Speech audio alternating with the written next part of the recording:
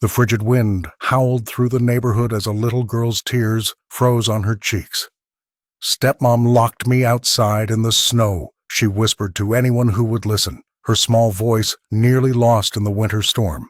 But fate had other plans when a passing millionaire noticed the shivering child and wrapped her in his expensive coat, changing both their lives forever. Before we begin, make sure to subscribe to the channel and comment where you're watching from. The wind howled like a wounded animal, cutting through the darkness as Lucy stood trembling by the wrought iron garden gate.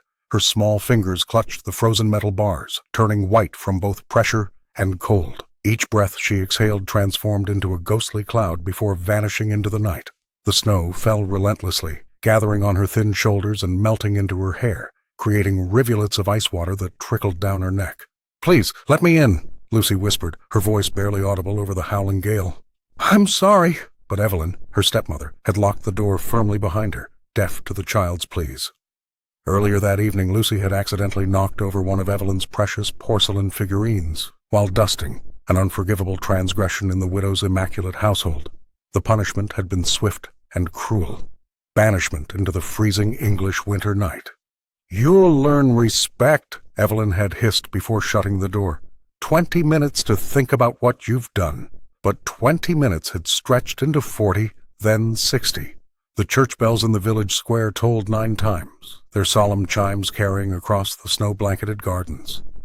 Lucy counted each resonant tone, hoping each would be the last before the door opened. Behind curtained windows of neighboring houses, faces appeared and disappeared like ghosts.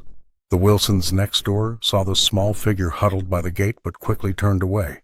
The elderly Mrs. Pembroke across the street shook her head sadly before drawing her drapes. They all knew Evelyn's reputation for propriety and perfectionism. None dared interfere with how she chose to discipline her stepdaughter. The cold had become a living thing now, gnawing at Lucy's bones. Her thin cotton dress offered no protection against the elements, and her shoes were soaked through. She had stopped crying. The tears froze too quickly on her cheeks to provide any relief. Instead, she hugged herself tightly, rocking back and forth on her heels. "Someone help," she whispered to the indifferent night. "Please." A fox darted across the lane, pausing to regard her with curious amber eyes before disappearing into the hedgerow. Lucy envied its thick fur and freedom. Even wild creatures had warmer shelter than she did tonight. As numbness began to claim her fingers and toes, Lucy slumped against the gate. Her voice, when it came again, was barely a thread of sound, carried away by the merciless wind. "Stepmom locked me outside in the snow," she murmured, a simple statement of fact rather than a plea. Hope had begun to flicker and fade like a candle in the storm. What Lucy couldn't know was that her whispered words would soon reach ears that would change everything and everyone in the quiet English village she called home. Jonathan Albright emerged from the shadows like an apparition, his tall figure cutting through the blizzard with determined strides. The millionaire rarely ventured into the village after nightfall, preferring the solitude of his sprawling mansion on the hill. Yet tonight something had drawn him out, perhaps the same instinct that makes even the most reclusive souls pause at the sound of a child's distress. The snow crunched beneath his polished shoes as he approached the small, shivering form by the garden gate. Lucy's teeth chattered uncontrollably, her thin nightdress offering no protection against the merciless English winter. Her eyes, wide with fear and resignation, met his, a gaze that seemed to hold wisdom far beyond her years. "What are you doing out here, child?" Jonathan asked, his voice gruff from disuse. "Stepmom said I was bad," Lucy managed between shivers. "Said I need to learn." Without another word, Jonathan removed his heavy wool coat, a luxurious garment that had cost more than most villagers earned in months, and wrapped it around her trembling shoulders. The fabric engulfed her tiny frame, instantly creating a cocoon of warmth. He knelt down, his expensive trousers sinking into the snow, and gathered the girl into his arms. Behind curtains and frosted windows, neighbors watched in stunned silence. Mrs. Pemberton from across the lane nearly dropped her teacup. The Wilsons, who had been pretending not to notice the child's plight, suddenly found themselves unable to look away.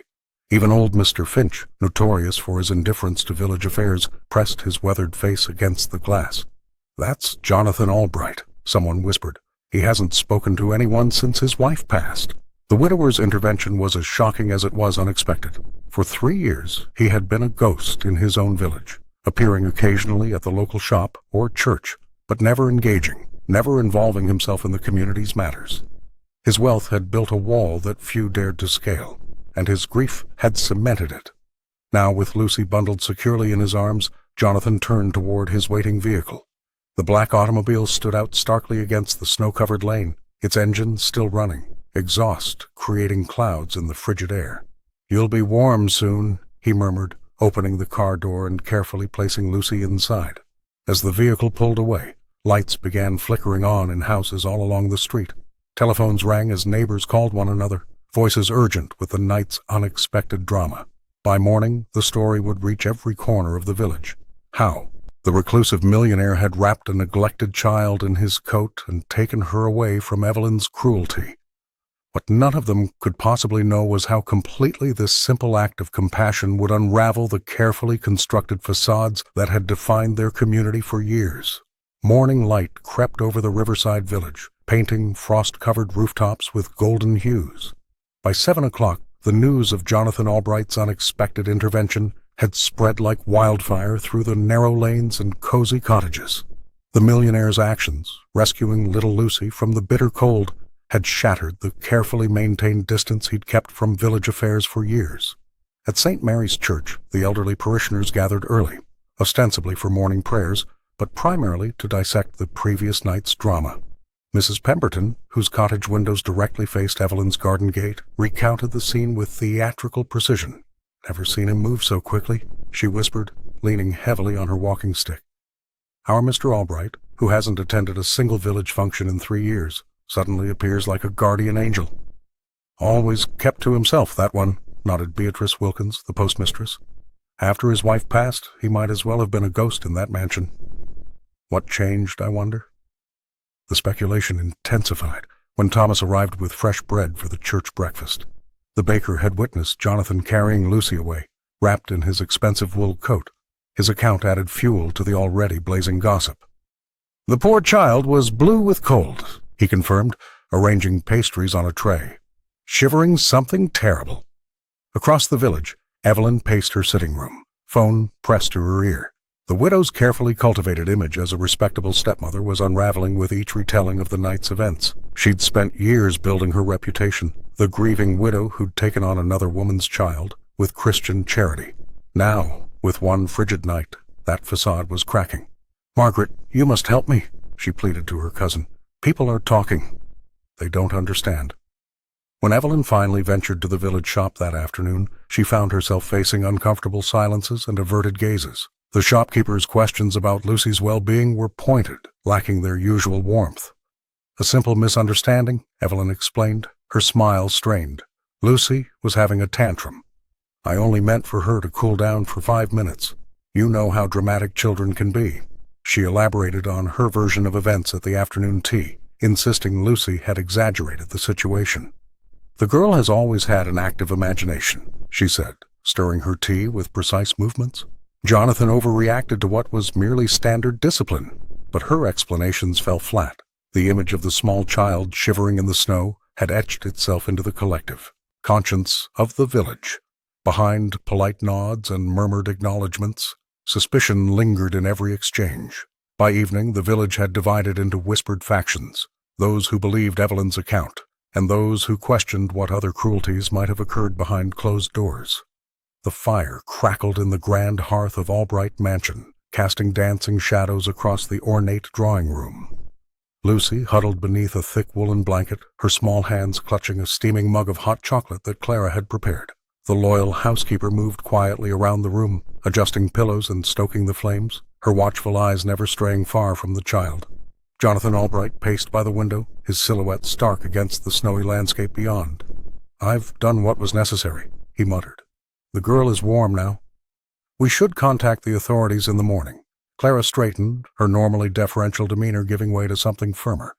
"Is that truly all you intend to do, sir?" She approached her employer, lowering her voice so Lucy couldn't hear. "That child was locked outside in freezing temperatures. This isn't the first time, I'd wager." The millionaire turned away, uncomfortable with the directness of her gaze. "It's not our place to interfere in family matters." "Isn't it?" Clara asked softly. 20 years I've served in this house, and I've watched you hide behind these walls." She glanced toward Lucy, who had begun to doze off by the fire. Some silences become burdens too heavy to bear. Jonathan's jaw tightened. You overstep, Clara. Perhaps, she acknowledged, folding her hands before her. But I know something about regret. Her voice dropped to barely a whisper. I never told you why I came seeking work here all those years ago. The housekeeper moved to adjust Lucy's blanket, her touch gentle as a mother's. I had a foster son once, Samuel. He fell ill, and her voice caught. I didn't fight hard enough for him. The system took him back, said I couldn't provide proper care. He died 3 months later. Jonathan watched as Clara tenderly brushed a strand of hair from Lucy's forehead. Every day since, I've wondered what might have happened if I'd found my courage sooner. She turned back to her employer, eyes glistening but resolute. Don't wait until it's too late to find yours. The weight of her words hung in the air between them. Jonathan moved to the fireplace, studying the sleeping child. Something in her peaceful face stirred memories he'd long suppressed, hopes and dreams shared with his late wife, conversations about the family they might have had. What would you have me do? He asked finally. Clara smiled faintly. For tonight, let her sleep safely. Tomorrow, be the man I know you can be, the one who doesn't walk away. As she left to prepare the guest bedroom, Jonathan remained by the fire, watching over Lucy. For the first time in years, the mansion felt less like a mausoleum, and more like what it was always meant to be. A home. The scent of freshly baked bread drew Lucy like a beacon through the misty morning air. She had begun slipping out of the house before Evelyn awoke, tiptoeing down the creaky stairs and easing the back door shut with practiced care. The bakery stood 3 streets away, its windows glowing with warm light against the lingering winter chill. Thomas Andrews noticed the small figure hovering outside his shop on the 3rd consecutive morning. He watched as she pressed her nose against the glass, eyes wide with longing. When he opened the door, Lucy startled like a frightened rabbit. Cold morning for window shopping, he said gently. Perhaps you'd prefer to look from inside? The bakery enveloped her in warmth and the comforting aroma of yeast and sugar. Thomas placed a still warm roll in her hands without comment, recognizing the hollow look of someone whose hunger ran deeper than food alone. I can't pay, Lucy whispered, though her fingers had already curled protectively around the bread. The baker shrugged. Consider it quality control. I need honest opinions. Day by day, Lucy's visits became longer. She would perch on a stool in the corner, watching Thomas work with flour-dusted hands. Sometimes he would explain the difference between pastries or demonstrate how to properly knead dough. Other times they sat in comfortable silence, the rhythmic sounds of the bakery a soothing backdrop. You have nimble fingers, Thomas remarked one morning, noticing how she traced patterns in spilled flour. Do you draw? The next day, Lucy brought a small sketch of the village church. Thomas displayed it proudly beside the register, and something in her posture changed, a straightening of shoulders, a hint of pride. I need more, he told her, for the spring festival.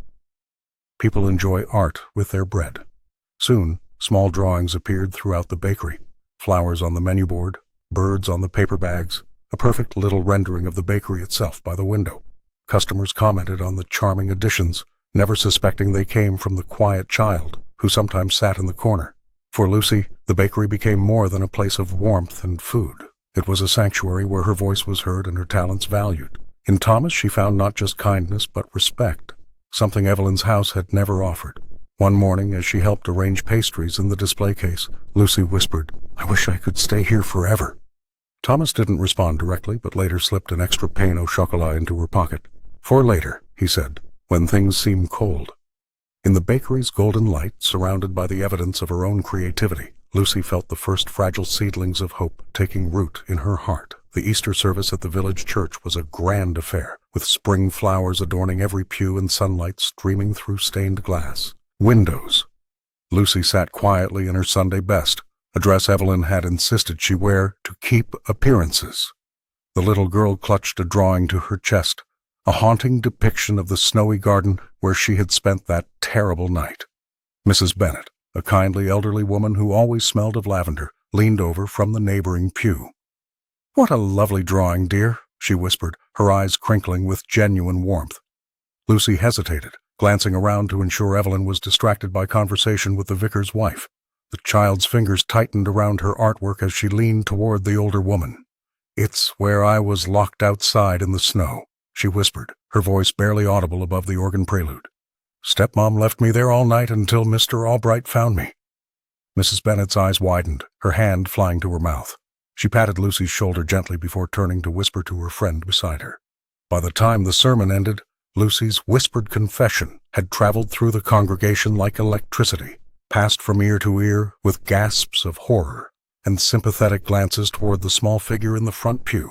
Jonathan Albright, seated several rows behind with Clara, noticed the ripple of whispers and the way heads turned toward Lucy. The millionaire shifted uncomfortably, recognizing the signs of village gossip taking flight. By afternoon, the church lawn was abuzz with conversation. Evelyn, dressed impeccably in her pastel Easter ensemble, felt the sudden chill of changed attitudes.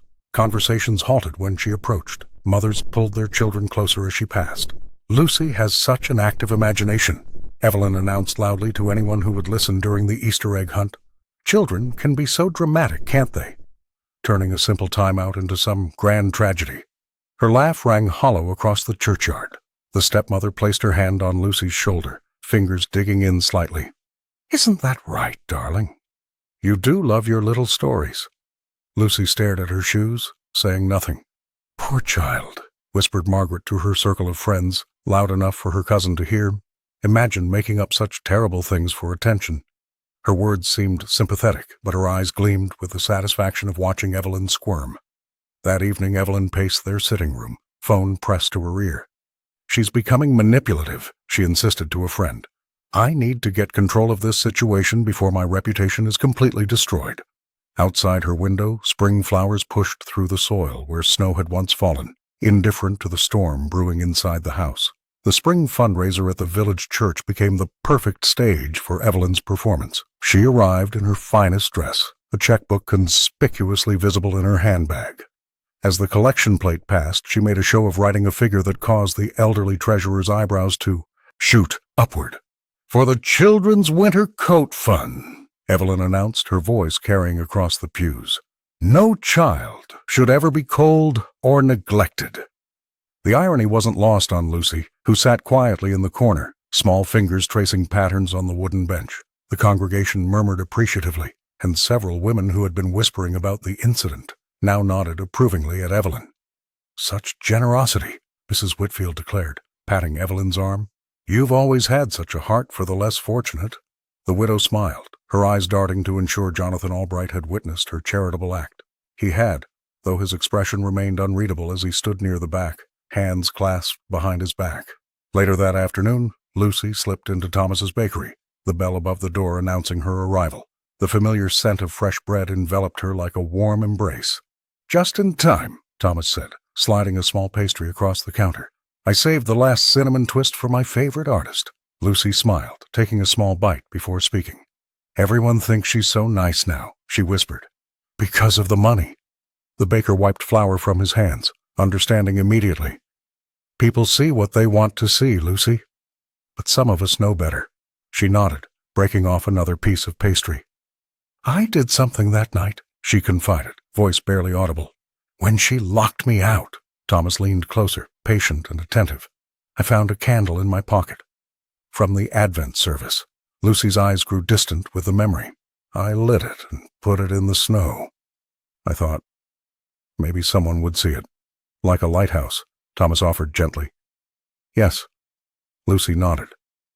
"I didn't think anyone would really come. But I wanted to believe someone might." What she couldn't know was that Jonathan Albright, taking his nightly walk by the river to escape his empty mansion, had indeed seen that tiny flame flickering against the darkness. The millionaire had followed it like a beacon, leading him to the garden gate where a small figure huddled in the snow. "Sometimes," Thomas said, sliding another pastry toward her, "hope finds a way to call for help, even when we don't believe anyone's listening." Lucy smiled, unaware that her candle had done precisely that, summoning not just warmth, but the beginning of her rescue. Jonathan Albright sat alone in his study, the letter trembling in his hands. The yellowed paper had been tucked away in a drawer he rarely opened, hidden beneath old photographs and forgotten mementos.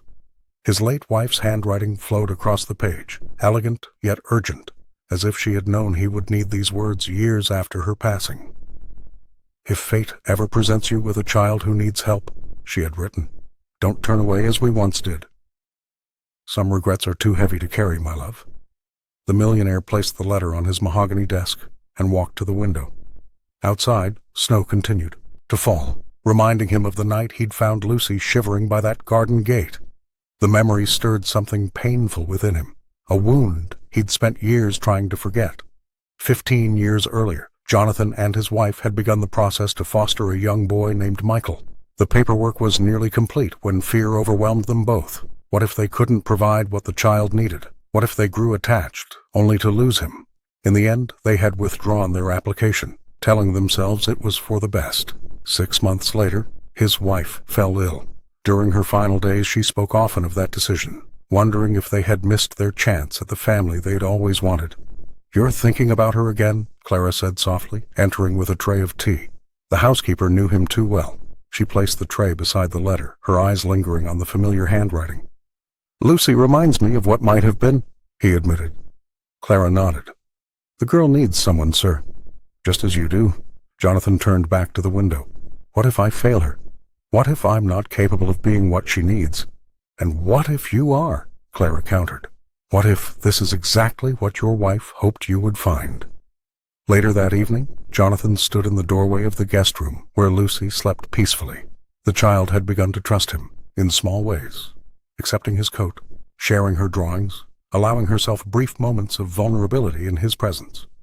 Taking responsibility for her would mean opening himself to attachment, to possible heartbreak. Yet turning away would mean repeating the very mistake that had haunted him for years. Jonathan closed the door quietly and returned to his study. The letter lay where he'd left it, his wife's final wish waiting for an answer. Perhaps helping Lucy wasn't just about saving her from the cold, but about finally thawing the ice around his own heart. Margaret Thornton's invitation arrived on embossed stationery, the elegant script barely masking her true intentions. "A small gathering at my home this Saturday," it read, specifically requesting Jonathan Albright's presence, and Lucy's as well. The village had been abuzz with whispers since Jonathan's intervention, and Margaret saw a perfect opportunity to position herself favorably in the wealthy widower's orbit. "I don't think we should go," Clara advised as she prepared Jonathan's evening tea. "That woman has never shown interest in Lucy before." Jonathan nodded thoughtfully, watching the little girl drawing quietly by the fireplace. "Perhaps, but refusing might cause more gossip. Besides," he added, his voice softening, "it might do Lucy good to see more of the village." Margaret's home, while not as grand as Jonathan's mansion, had been meticulously decorated for the occasion. Crystal glasses caught the light from expensive candles, and servants circulated with trays of delicacies. When Jonathan arrived with Lucy holding his hand, conversations momentarily halted. "Jonathan, how wonderful you could join us," Margaret exclaimed, her silk dress rustling as she approached. She barely glanced at Lucy before turning to her other guests. "Everyone, the elusive Mr. Albright has graced us with his presence." Throughout the evening, Margaret orchestrated a series of subtle humiliations. She placed Lucy at the children's table far from Jonathan, served her last at dinner, and accidentally knocked over the child's drink, creating a small puddle around her chair. "Such a clumsy little thing," Margaret remarked loudly, her smile not reaching her eyes. "One wonders if she's suited for proper society." Jonathan observed these calculated cruelties with growing concern. When Lucy was asked to recite a poem and stumbled over the words, Margaret's theatrical sigh of disappointment echoed through the room. "Perhaps she's not as bright as one would hope," she whispered to Jonathan, just loud enough for nearby guests to hear. To everyone's surprise, Jonathan's response was immediate. He crossed the room, knelt beside Lucy's chair, and helped her finish the poem, his hand supportively resting on her shoulder. "Beautifully done," he said warmly before turning to address the room. "Lucy has quite a talent for drawing as well. Thomas at the bakery displays her work." Margaret's plan backfired spectacularly. Rather than driving a wedge between Jonathan and the child, her machinations only strengthened their bond. As the evening concluded, Jonathan wrapped his coat around Lucy's shoulders, a gesture not lost on the observing guests. "Thank you for a memorable evening," he told Margaret at the door, his tone polite but cool. "Lucy and I will be going now." Walking home under the stars, Jonathan realized something had shifted. Each attempt to harm Lucy had only awakened his protective instincts further, turning Margaret's scheme into the very thing that cemented his resolve. The morning after Margaret's gathering, Evelyn paced the kitchen, her face tight with anger. Lucy sat at the table, pushing porridge around her bowl, trying to make herself as small as possible. "You've embarrassed me for the last time," Evelyn hissed, slamming her palm against the countertop. "Do you know there's a lovely orphanage in the next county? Children who don't appreciate proper homes often end up there." Lucy's spoon froze midair. The orphanage wasn't a new threat, but something in her stepmother's voice made it sound more real this time. "Or perhaps your father's cousin in Scotland might take you," Evelyn continued, her voice softening into something more dangerous. "She lives quite alone, miles from any village. No bakeries there, no millionaires to rescue little liars." The girl lowered her eyes, focusing on the swirls in her bowl. Jonathan's kindness had made her stepmother more vindictive, not less. Each interaction with him or Thomas seemed to tighten the noose around her neck. That afternoon, as the Easter fair transformed the village square with colorful stalls and ribbons, Lucy slipped away from Evelyn's watchful eye. She darted into the stone church, seeking refuge in the shadowy alcove behind the choir stalls. The cool darkness wrapped around her like a protective cloak. Voices drifted in from the side entrance. Lucy pressed herself against the wall as Evelyn's distinctive tone cut through the air. "I've made inquiries already," her stepmother was saying to someone. "The arrangements can be made quite discreetly. The child has become problematic." "Because of Albright?" a woman's voice asked. "Margaret," Lucy realized with a shiver. "He's made her bold, filling her head with ideas. And that baker encourages her too, displaying her silly drawings as if they're worth something." Margaret's laugh was cold. "And what will people say when she suddenly disappears? That she's gone to relatives for better schooling. No one will question it for long." Lucy's heart hammered against her ribs. This wasn't just a threat, it was a plan already in motion. She bit her lip to keep from crying out. When the women moved away, Lucy remained frozen in place, thoughts racing. She couldn't run away. Where would she go? Jonathan might help, but would he want the burden of a child? Thomas was kind, but had no authority against Evelyn. As the church bells tolled above, Lucy made a silent promise to herself. She would find a way to stay close to those who showed her kindness. She would be brave, like the heroes in the stories Thomas sometimes read to her, while bread baked in his ovens. Outside, the fair continued, oblivious to the plot hatched in the shadows of the church. Lucy wiped her eyes and slipped out, determined not to waste a single moment of freedom before Evelyn's plan could unfold.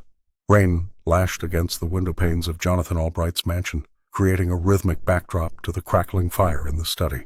Clara sat opposite her employer, her weathered hands cradling a cup of tea that had long since gone cold. The housekeeper's eyes reflected the dancing flames as she gathered courage for what she needed to share. "There's something I've never told you, sir," Clara began, her voice barely audible above the storm. "Something about why I've been pushing you to help that little girl."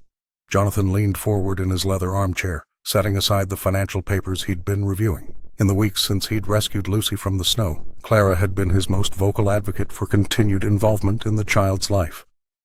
15 years ago, I was a foster mother," she continued, her voice catching. "A beautiful boy named Michael.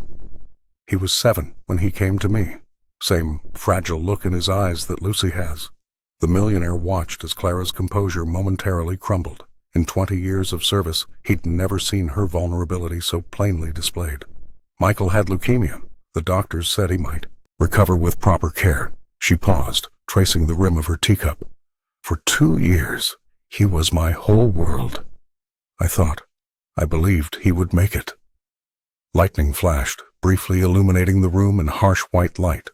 Jonathan remained silent, understanding the weight of her confession. "When he died, I closed myself off. Came to work here, buried myself in duties and routines." Clara looked directly at Jonathan. "I recognized that same fear in you the moment Lucy entered our lives. You're terrified of caring for her because you might lose her too." Jonathan exhaled slowly. "My wife always wanted children," he admitted. "After she passed, I nearly fostered a child.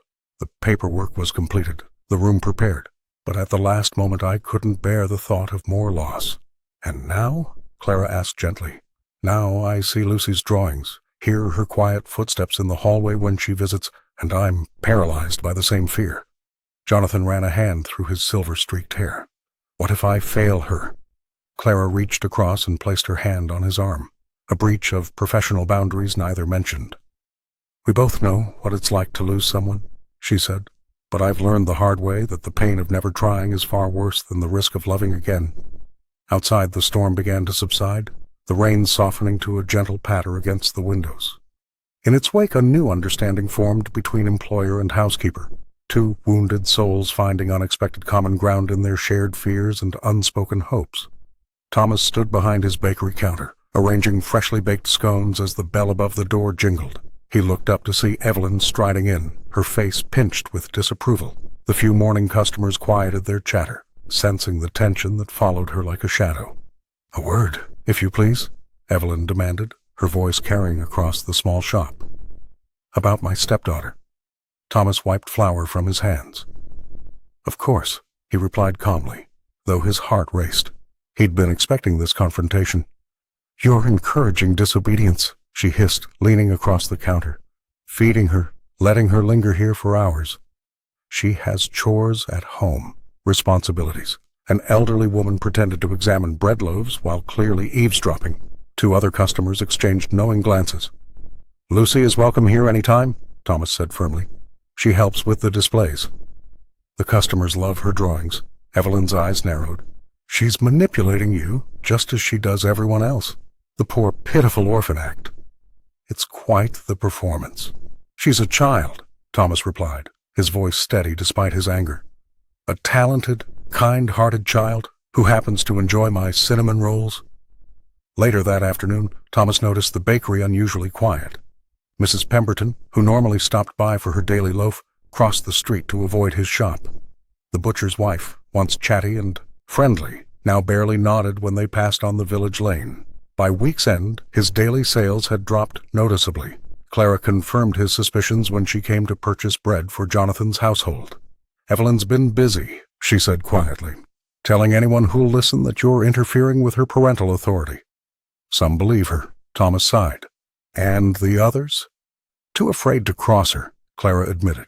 "You know how this village works." That evening, as Thomas was closing up, Lucy appeared at his door, clutching a new drawing. Her eyes were red-rimmed, her small shoulders hunched. "I heard what people are saying," she whispered, "about you helping me." "I can stop coming if—" "Absolutely not," Thomas interrupted, kneeling to meet her gaze. He took the drawing, a beautifully rendered sketch of his bakery, warm light spilling from its windows. "This is your place too, Lucy. Always." The next morning, Thomas made a decision. He cleared his front window display and carefully arranged Lucy's artwork.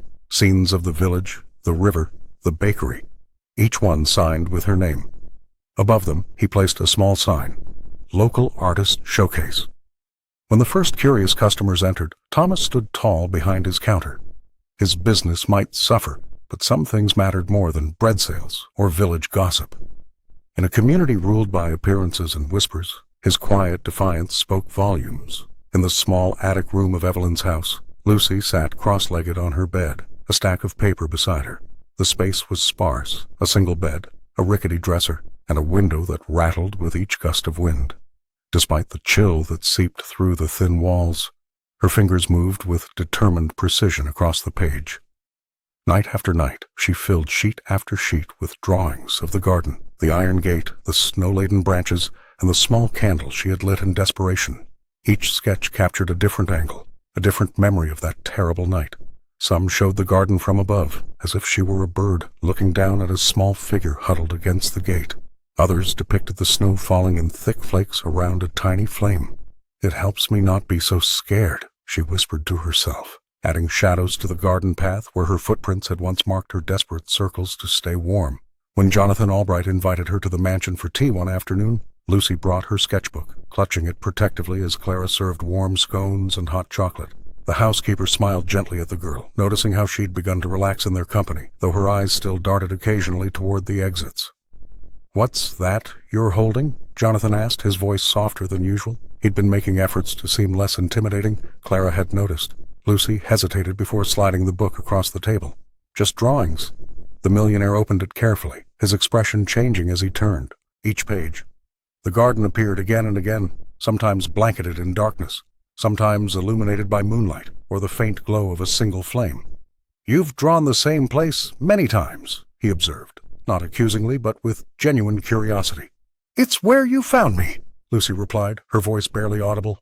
"I keep drawing it, so I won't forget." "Forget what?" Jonathan asked, setting down his teacup. Lucy's fingers traced invisible patterns on the tablecloth. "That someone came." "I lit a candle because I thought maybe someone would see it. And you did." She looked up at him, her eyes suddenly bright with unshed tears. "I want to remember that even when it's really dark and cold, someone might still come." Jonathan felt something shift inside him, a wall crumbling, a door opening. He reached across the table, not quite touching her hand, but close enough that she could feel his warmth. "I will always come," he said simply. Clara, watching from the doorway, quietly wiped a tear from her cheek as she witnessed the silent understanding passing between them, a bond forged in snow and strengthened by trust. The winter that settled over the village seemed to affect Evelyn more deeply than anyone could understand. As January's bitter winds howled outside her windows, neighbors noticed her staring vacantly into the distance during church services, her usual composure cracking like thin ice. It was Margaret who first revealed the truth, not out of compassion but during one of her calculated social gatherings. "My dear cousin spent 3 winters locked in her grandmother's cellar," she announced to a shocked circle of village women, delighting in their gasps. "Poor Evelyn was just 7 when her parents died." The old woman couldn't bear children's noise. The revelation rippled through the community. Clara heard it from the butcher's wife and shared it quietly with Jonathan Albright as they sat by the fire one evening. "It explains much, though it excuses nothing," she murmured, watching the flames dance. "The woman endured what she now inflicts."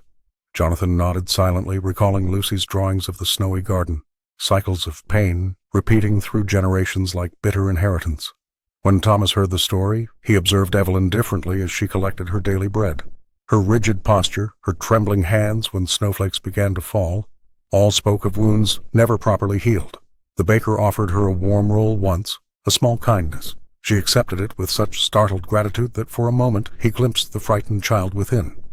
Evelyn herself seemed unaware that her secret had escaped. She continued her careful performance of respectability, though cracks appeared more frequently. When the church heating failed during Sunday service, she broke into a cold sweat, excusing herself abruptly. The vicar found her huddled in the vestry, arms wrapped around herself, whispering, "Not again, not the coal." In her home, Lucy noticed changes too. On the coldest nights, Evelyn would check her stepdaughter's blankets, adding another layer without comment. Once, during a particularly fierce storm, she even brought hot tea to Lucy's attic room, though she left it wordlessly at the door. These small mercies did not erase years of cruelty. The villagers' judgment softened slightly, but they remembered Lucy shivering by the garden gate. Understanding the source of Evelyn's bitterness made it more tragic, not more forgivable. "Some people break the cycle," Clara told Jonathan one evening as they watched Lucy sketching by the fire. "Others perpetuate it, believing that's all they know how to do." Jonathan nodded, watching the child who had suffered at Evelyn's hands. "And some," he said quietly, "are given the chance to heal through helping others heal." The village watched and waited, wondering which path Evelyn would ultimately choose. The night fell like a hammer on the village, bringing with it a storm that rattled windows and bent trees. Lucy had endured another of Evelyn's tirades, this one more venomous than usual. "Perhaps you'd be better off in an orphanage after all," her stepmother had hissed, eyes cold as the gathering storm. By morning, Lucy's bed was empty. The small indentation in her pillow was the only evidence she had been there at all. Evelyn, despite her threats, felt the first prickle of genuine fear when she discovered the child missing. She made perfunctory calls to neighbors before the news spread like wildfire through the village. Within hours, the entire community mobilized. Villagers trudged through muddy fields and along the swollen riverbank, calling Lucy's name against the howling wind. Thomas closed his bakery without hesitation, organizing a search party that combed the woods. The baker's face was etched with worry. He blamed himself for not seeing the signs of escalation. Jonathan Albright paced his mansion floor when he heard, his composure cracking for the first time in years. "We should have done more," he told Clara, his voice breaking. "I knew what that woman was capable of." The housekeeper squeezed his arm. "We'll find her," she said with quiet determination, though her eyes betrayed her fear. Clara had lost one child already. The thought of losing Lucy was unbearable. As darkness threatened again, Jonathan insisted on checking the church himself. He remembered how Lucy had mentioned hiding in its alcoves, finding comfort in the cool stone and colored light. The millionaire's expensive shoes sank into mud as he approached the ancient building, rain plastering his hair to his forehead. It was Clara who thought of the bell tower. "She told me once she liked to watch the stars from high places," she whispered, her voice barely audible above the storm. They found Lucy huddled in the tower's corner, soaked and shivering but alive. Her small body was curled tight, her drawings clutched to her chest, smudged but protected as best she could manage. When she saw Jonathan, her eyes widened with a mixture of relief and fear. "I'm sorry," she whispered. "I just couldn't stay there anymore." Jonathan knelt beside her, wrapping his coat around her trembling shoulders. In that moment, as he held her small hand in his, something shifted irrevocably within him.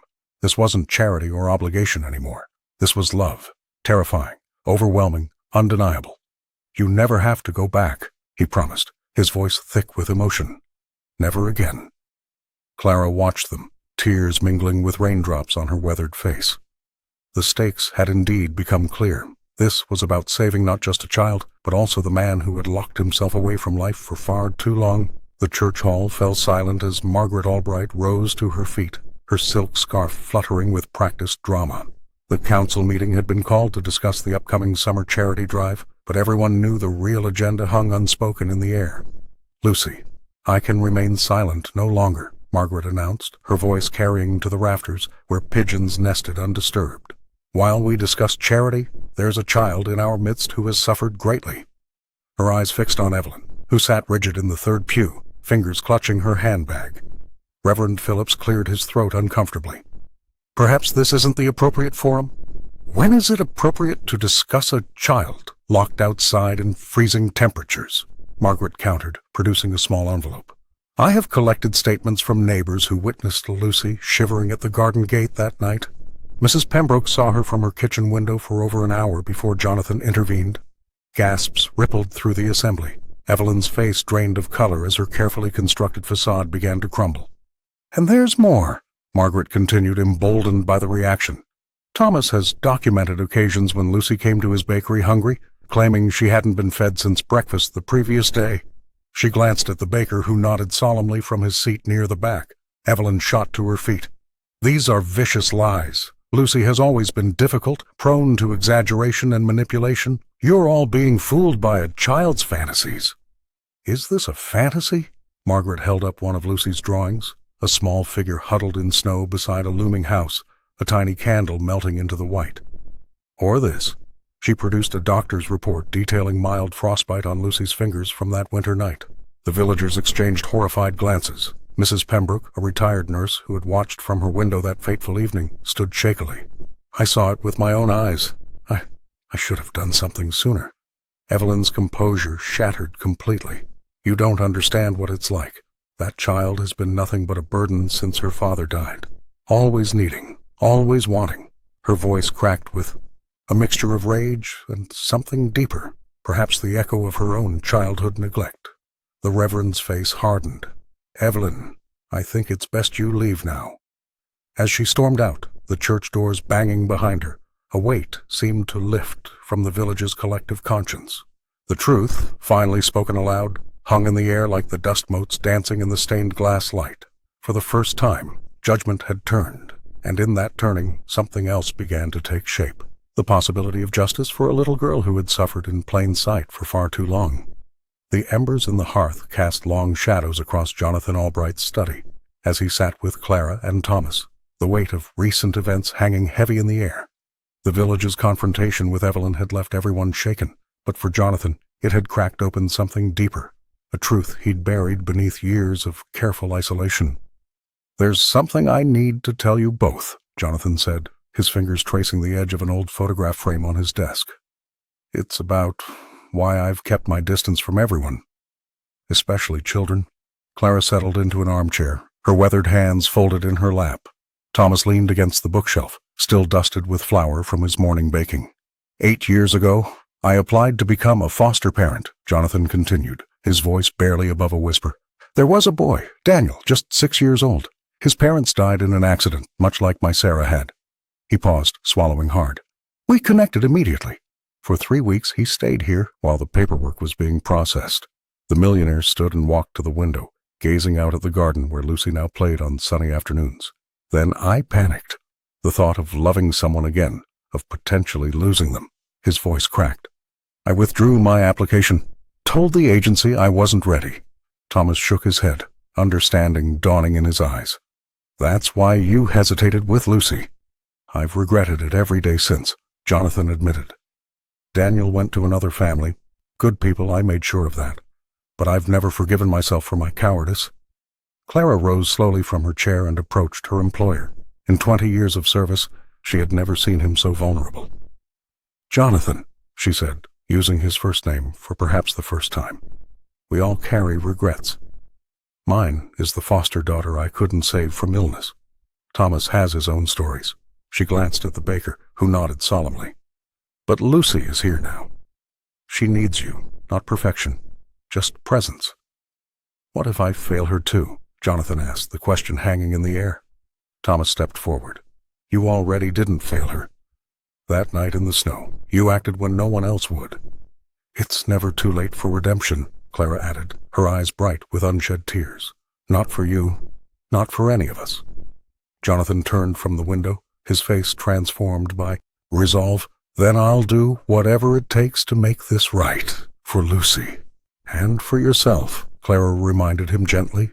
Outside, the church bells tolled across the village, marking the hour, and perhaps Jonathan thought the end of one chapter and the beginning of another.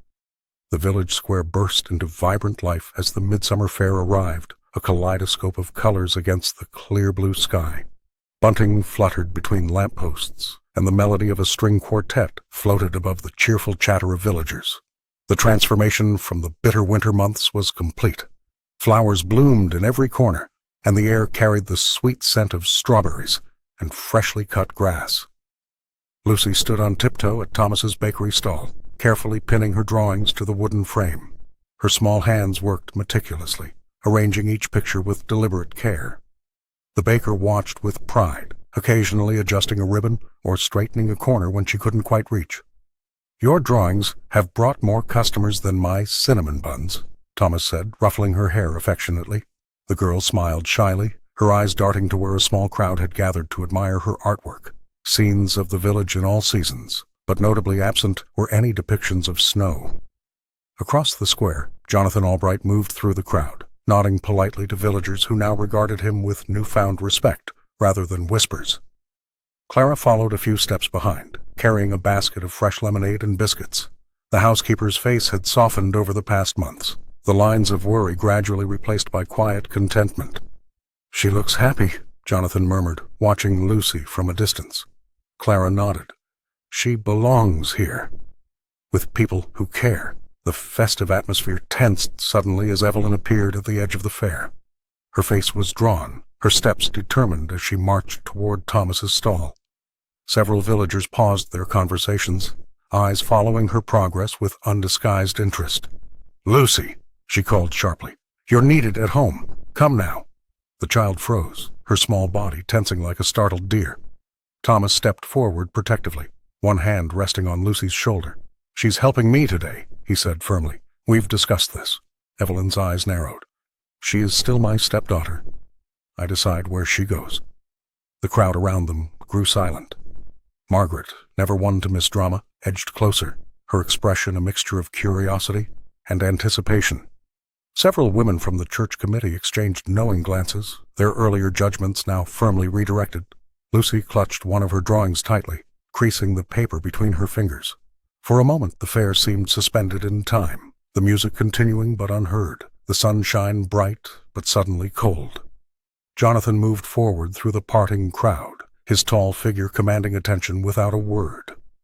The villagers watched, collectively holding their breath, waiting to see what the once reclusive millionaire would do next.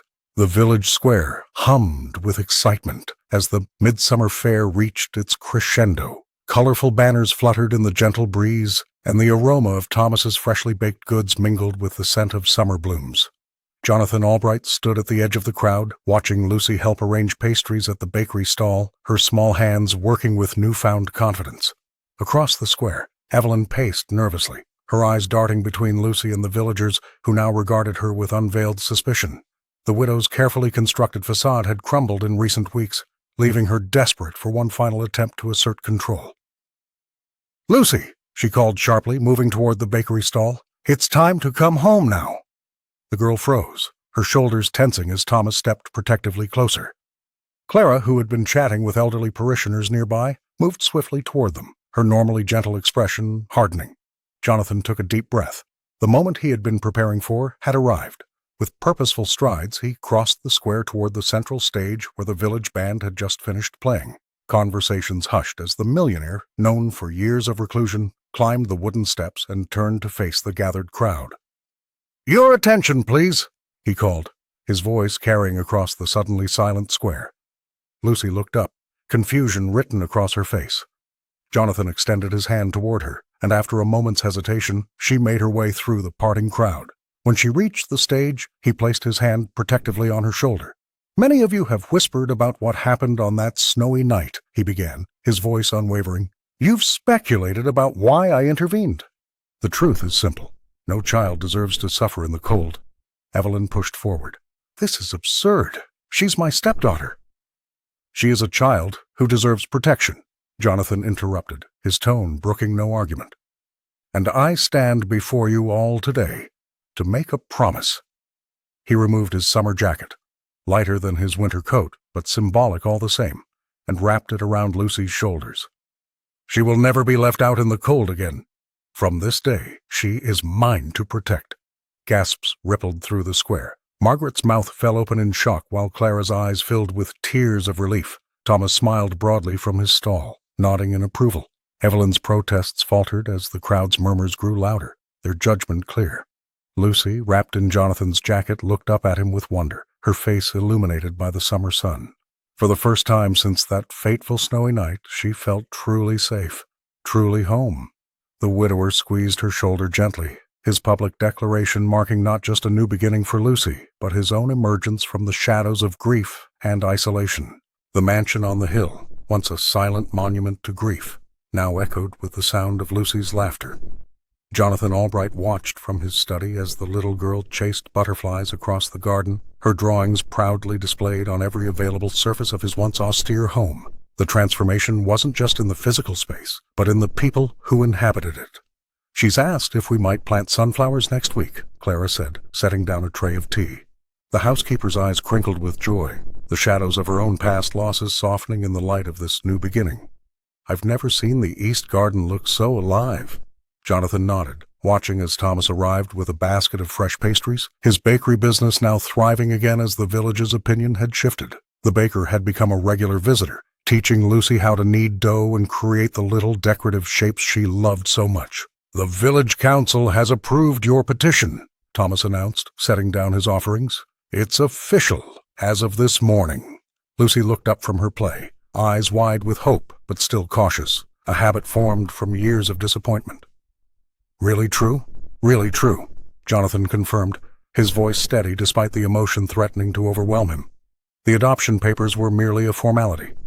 In his heart, she had been his daughter since that snowy night. Word spread through the lanes and cottages of the village. Women who had once whispered behind cupped hands now brought welcome gifts. Men who had stood by in silence now offered handshakes and nods of respect. The community, having witnessed both cruelty and redemption, chose to embrace the latter.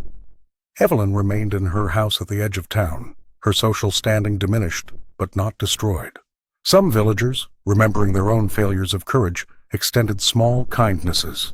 Her wounds, self-inflicted though they were, had been laid bare for all to see. In time, perhaps, there might be healing for her too. On warm evenings, the unlikely family would gather on the mansion's terrace. Clara would bring lemonade, Thomas would share stories from the bakery, and Lucy would sketch them all, her talent blossoming under Jonathan's encouragement. "I never thought I'd have this," Jonathan confessed one evening as Lucy slept peacefully upstairs. "Family finds us in the strangest ways," Clara replied, patting his hand. What had begun with a child's tears in the snow had ended with the creation of something precious and rare, a family built not of blood but of choice, of courage and of love. And as summer turned to autumn, they made a silent promise. that the cold of winter would bring only joy, never fear, to the child who had changed them all.